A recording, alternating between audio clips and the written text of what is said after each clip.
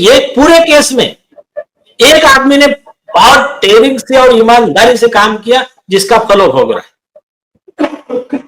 वो है समीर वानखेड़े साहब।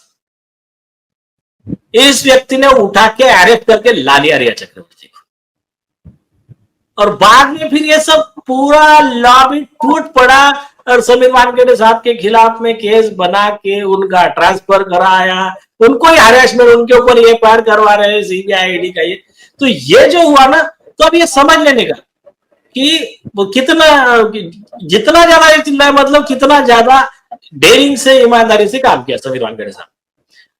अब जिस समय समीर वानखेड़े साहब ने अरेस्ट किया रिया चक्रवर्ती, सीबीआई को मैंडेटरी था, आप इतनी बड़ी बड़ी बातें कह रहे हो, आप एप्लीकेशन लगाते उस एनसीबी नारकोटिक्स के, एनडीपीएस के कोर्ट में कि साहब इसका कस्टडी हमको दीजिए, आप ये आपकी जुडिशियल कस्टडी में आ गई ना, हमको भी इन्वेस्टिगेशन करना है। सीबीआई ने किसी भी व्यक्ति का कस्टोडियल इंटरोगेशन पूरे 5 साल में नहीं किया।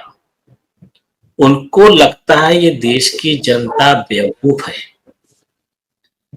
सुप्रीम कोर्ट ने खुद सीबीआई के ही केस में स्पेसिफिक डायरेक्शन दिया है, और खुद सीबीआई तो गई थी ना, तो पी चिदम्बरम हो या जो भी हो, सारे केस में सीबीआई तो खुद कह रही ना कि custodial interrogation is different than the general interrogation. आप उसको बुला रहे रिया चक्रवर्ती, उसको मालूम है मेरे को, मैं यहां से घर पे ही जाने वाले हूं, उसको स्टेटमेंट देने को वो आएंगी, दीपेश सावंत आएगा, वो कस्टडी में थोड़ी है, तो वो आपके जवाब सही क्यों देंगे भाई। और रिया चक्रवर्ती ने झूठा डिफेंस लिया कि नारकोटिक्स ब्यूरो ने फोरेंसिक को उसका मोबाइल बेच के रिकवर करके लाया, तो तुम लोगों ने उसको आगे इंट्रोगेट क्यों नहीं किया।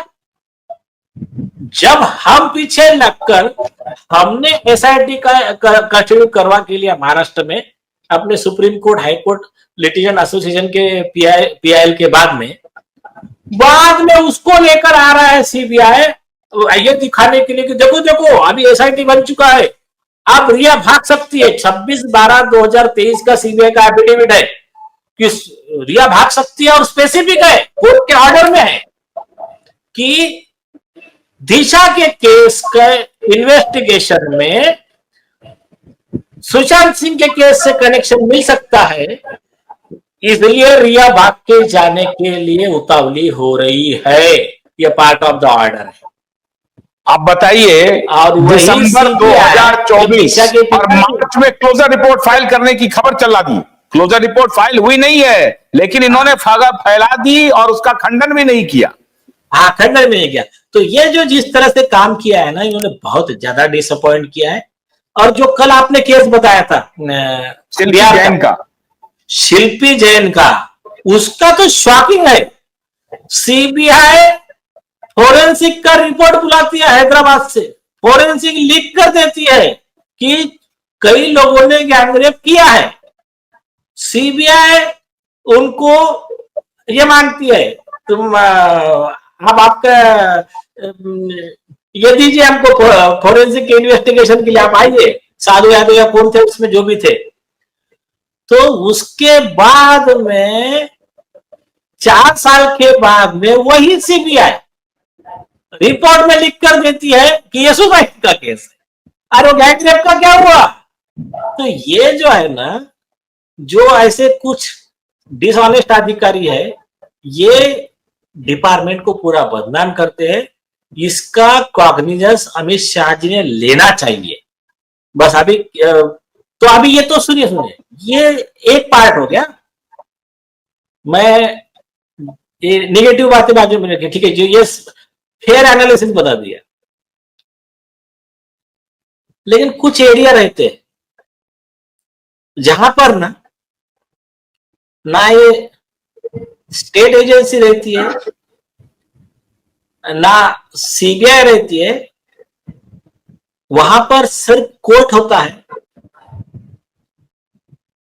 पिटिशनर होता है, पिटिशनर के हिसाब से केस चलता है, और पिटिशनर चाहे तो फिर सीबीआई को भी बुला लेता है एज ए विटनेस, सारे अधिकारी को भी बुला लेता है, और ये लोग अकाउंटेबल रहते हैं उसमें, आरोपी लोग। ऐसे भी कुछ प्रोसीडिंग्स है, आप वेट कीजिए, हर हाल में इंसाफ होके रहेगा और जल्दी शुरुआत होगी। चलिए, बहुत बहुत शुक्रिया नीलेश जी। हम उम्मीद करते हैं कि न्याय मिलेगा। शिल्पी जैन के बारे में जो आपने कहानी कही, वो शिल्पी जैन 1999 का मामला था, और सही बात है कि हैदराबाद के लैब ने कंफर्म किया कि उनके साथ गैंगरेप हुआ था, और लालू यादव के साले साधु यादव की उसमें बड़ी भूमिका थी, और पटना पुलिस ने वही काम किया जो मुंबई पुलिस ने की थी। उस वक्त का डीजीपी, वहां का एसपी वही कृत्य किया था जो मुंबई पुलिस ने किया है।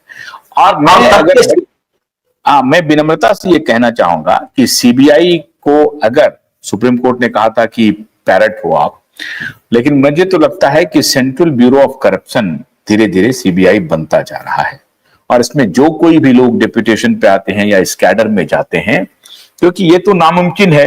सीबीआई पहले ही खुद कह रही है कि गैंगरेप हुआ है, और फिर बदलना शुरू कर दिया कि नहीं वो सुसाइड है, और इस तरह से बता दिया कि वो पसीना था और ये था। अद्भुत एजेंसी है सर। हाँ, अभी देखिए ना, अनिल देशमुख अरेस्ट होते, महाराष्ट्र के जो होम मिनिस्टर थे उस समय के, वो 100 करोड़ के वसूली मामले में अरेस्ट होते। उसमें अनिल देशमुख को हेल्प करने के लिए सीबीआई के अधिकारी आईफोन लेते हुए, पैसे लेते हुए अरेस्ट होते। सीबीआई के ही अधिकारियों को अरेस्ट करती अनिल देशमुख। आप देख लीजिए नेट पे सर्च करके। एक बार तो एक केस ऐसा हुआ था, यहाँ पर एक सीबीआई के वकील ही आरोपी को मिला हुआ था, बहुत करोड़ के बड़े करप्शन थे, तो वो पूरा उनको हेल्प कर रहा था, तो सीबीआई को खुद की वकील को अरेस्ट करना पड़ा था। तो ये जो है ना, ये सब चीजें, हाँ सिर्फ इतना प्लस पॉइंट हम ये कह सकते हैं कि सीबीआई के अधिकारी करप्ट थे, ये बात और है, लेकिन अच्छे अधिकारी ने उसको अरेस्ट भी तो किया ना। तो सिर्फ इसको थोड़ा सा जरा सिस्टम को सुधारने की जरूरत है। और मेरा दूसरा सवाल है, आज पूरे देशवासी मिलकर ये सवाल पूछे कि जरा जरा से केस पे जहां पर बीजेपी सरकार के लोग अगर कहीं दोषी पाए जाते हैं, तो हाईकोर्ट या सुप्रीम कोर्ट तुरंत सो मोटो कॉग्निजेंस ले लेता है। तो ये आपके शिल्पी जैन के केस में हाईकोर्ट या सुप्रीम कोर्ट ने सो मोटो कॉग्निजेंस क्यों नहीं लिया? ये बात, ये सारे सुप्रीम कोर्ट और हाईकोर्ट के जजेस को सोचने की जरूरत है कि क्या मैसेज जा रहा है। आदित्य ठाकरे के केस में, दिशा सालियान के केस में, इसमें सो मोटो कॉग्निजेंस क्यों नहीं लिया? तो ये सारी चीजें, कई चीजें आएंगे इस पे आराम से एक बार। अदालत भी कोई धुली हुई है ही नहीं, अब क्या करें। जस्टिस वर्मा, हाँ, वर्मा जी का अभी करोड़ों का कैश पकड़ाया ही है, आप देखे ही हैं। तो कितने पैसे पकड़ा है? अकाउंटिंग तो चल रहा है, अभी गौर करो, जो भी 5-50 करोड़ रुपए पकड़ाए गए और उसको डिसमिस करने का प्रस्ताव भेजा, तो सुप्रीम कोर्ट ने एफआईआर रजिस्ट्रेशन का ऑर्डर क्यों नहीं दिया? फिर जिस पिटिशनर ने पिटिशन लगाया उसको कहा गया कि आप राष्ट्रपति के पास और प्राइम मिनिस्टर के पास अर्जी दो। अरे तो और दूसरी चीज, ये बीच के टाइम में घर में से कितना कैश उन्होंने बाहर करवा दिया। वो 500 करोड़ भी हो सकता है, 1000 करोड़ भी हो सकता है, 5000 करोड़ भी हो सकता है। तो उसके लिए कौन जिम्मेदार है फिर? तो ये सारी चीजें हैं। पूरे कुएं में भांग पड़ा हुआ है। नहीं, ठीक है, चिंता मत कीजिए, सबका टाइम आएगा। बहुत बहुत शुक्रिया नीलेश जी, बहुत बहुत शुक्रिया, बहुत बहुत शुक्रिया। नमस्कार।